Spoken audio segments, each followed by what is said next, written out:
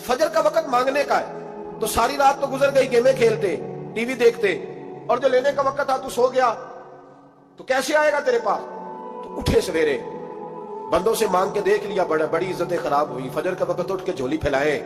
मेरे रसूल पाक अलैहिस्सलाम फरमाते हैं, रब फरमाते हैं, जब बंदे मेरे आगे झोली फैलाते हैं मुझे शर्म आती है, कैसे खाली वापस कर दूं?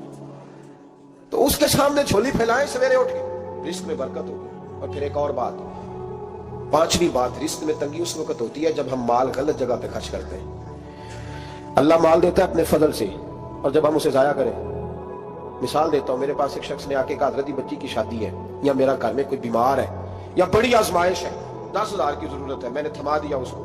फिर मुझे बाद में पता चला कि ओहो, वो तो अय्याशी कर रहा है पैसों से, वो तो चला गया कहीं घूमने और फलां होटल में, महंगे होटल में बैठ के खाना खा लिया, तो मेरे दिल पे क्या गुजरेगी उस शख्स के बारे में? बिला मिसाल और बिला तशबीह समझाने के लिए अल्लाह ने माल दिया फजल से, और अगर अय्याशियों में लगा दिया।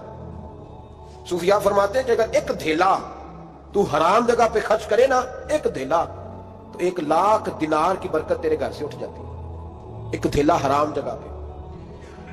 ये जो गवैयों पे पैसे फेंकते हो हलाल है? चले बैंड बाजा तो शादी पे आपने अपनी मर्जी से बंद करना है या बजाना है, लेकिन गवैयों पे जो पैसे फेंकते हो जायज है? बोले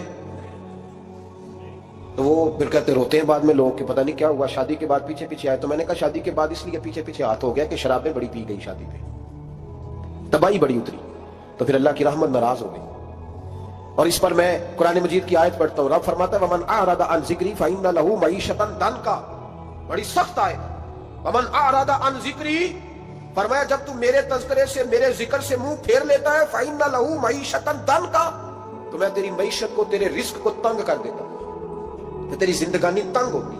और जिसकी जिंदगी अल्लाह तंग करे उसकी कोई खोल सकता है? कहते हैं बड़ी जगहों पे गया हूं, बड़ी फूके मरवाई, बड़े दम कराए, हालात सही नहीं होते, तो मस्जिद आके तौबा कर।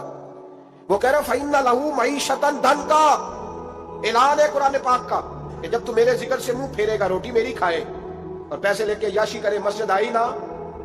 हुक्म तो यह है कि जितनी जितनी नेमत बढ़ती जाए सजदे बढ़ने चाहिए, लेकिन हम लोग सजदे कम करते जाते हैं, फर्द नमाज भी नहीं पढ़ते, फिर रिस्क तंग होता है, फिर अल्लाह के अदल का निजाम चलता है, फिर खराबी होती है। इसलिए याद रखें, कुरान मजीद ने हुक्म दे दिया कि अगर चाहते हो कि रिस्क में बरकत हो तो फिर रिस्क देने वाले के आगे झुक जाओ, फिर रिस्क देने वाले के आगे झुको। तो माली परेशानी का बहुत बड़ा सबब यह है कि हम मस्जिद की तरफ नहीं आते, दीन की तरफ नहीं आते, पैसा नाजायज जगह पे खर्च होता है। आप यकीन करें, मस्जिदों का हाल खस्ता है, मदारस का हाल काबिल रहम है, काबिल रहम हालत है मदारस इस्लामिया की। और लोग पैसा कहाँ खर्च करते हैं? मैं तो ये रोता रहता हूँ, हर जगह रोता हूँ।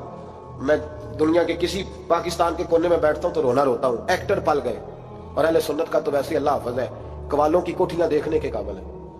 और नात खां जो सुर सीखते हैं रात को कहीं बैठ के और सिर्फ आवाज सुरीली है, उनके मकान पजारो देखने के काबिल है। और जिस शख्स ने सारी जिंदगी रसूलुल्लाह का दीन पढ़ाया, सारी जिंदगी, शेखुल हदीस मिजाज के लोग हैं जिनकी बेटियों की शादियां भी होने वाली है। मदारस के बच्चे मोटे कपड़े पहन के गर्मियों में घूमते हैं, मोटे कपड़े।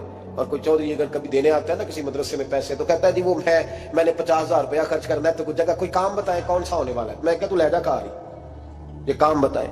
अब किसी इमाम की बेटी की शादी होने वाली है तो पहले तुझे जाके बताएं कि वो उसको हमने खर्च करने।